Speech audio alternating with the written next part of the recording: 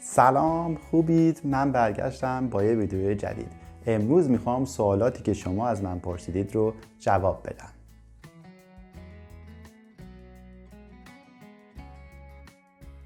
خب سوال اول، سوالی که خیلی تو این مدت از من پرسیدید اینه که چرا گروه واتساپ برای چت فارسی ندارم؟ جوابش خیلی آسونه و یک جمله است: وقت ندارم.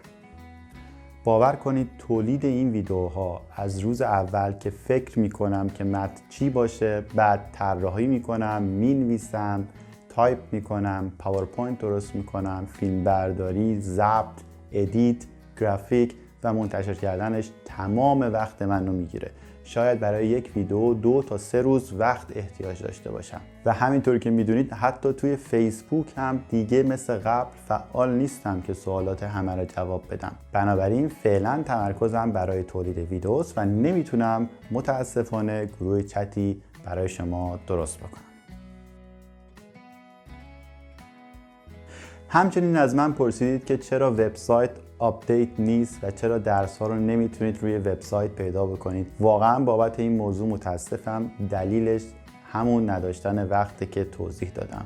واقعا به تنهایی دارم همین کارا رو انجام میدم و این همه کار با هم دیگه وقتی برای من باقی نمیذاره که بخوام وبسایت رو خیلی زود به زود آپدیت کنم. میدونم که خیلی وقت آپدیت نشده، اما قول میدم در سال 2021 اوایل سال 2021 وبسایت رو آپدیت بکنم و همه درس‌ها رو روی وبسایت قرار بدم که شما بتونید از اونها استفاده بکنید. سوال بعدی باز هم در مورد سوشال مدیا است و اون اینه که آیا اینستاگرام دارم؟ بله دارم، اما اینستاگرام شخصی خودمه.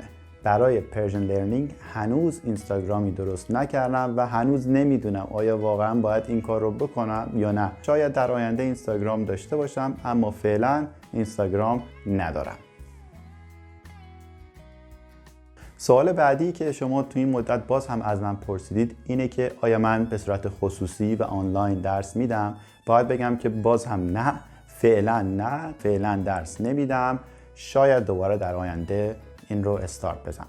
در مورد فرق فارسی دری که در افغانستان صحبت میشه و فارسی ایرانی از من پرسیدید و اینکه آیا این دو زبان با هم خیلی فرق دارن یا با هم شبیه هستن یا همدیگر رو میفهمن.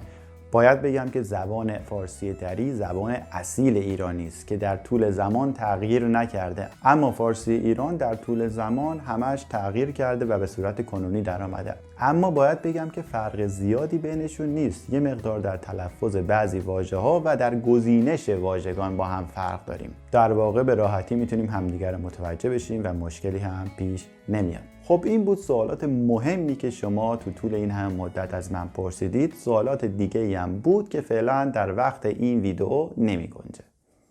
قبل خداحافظی باید ازتون تشکر بکنم بابت رعایتون در ویدیو قبلی. سیستم ریدینگ ما به صورت سابق باقی میمونه، یعنی اول من متن رو آروم میخونم و ترجمه میکنم و سپس در خوانش دوم اون رو نرمال میخونم. رأی بیشتر به این روش بود. حالا اگه شما دوست دارید اول نرمال رو گوش بدید، یک کم ویدیو رو بزنید جلو، اون رو اول گوش بدید و بعد برگردید به خوانش آروم با ترجمه. همچنین برای بخش جدید بیشتر رأی‌ها به فارسی با اخبار بود که امیدوارم این رو از ماه دسامبر یا اگر نشد قول میدم از ابتدای 2021 استارت بزنم. خب مرسی که منو تماشا کردید. نمیدونم تو کشور شما و الان که دارید ویدیوهای منو میبینید شب یا روزه. برجهت شب و روزتون خوش. تا ویدیوهای بعدی، خداحافظ.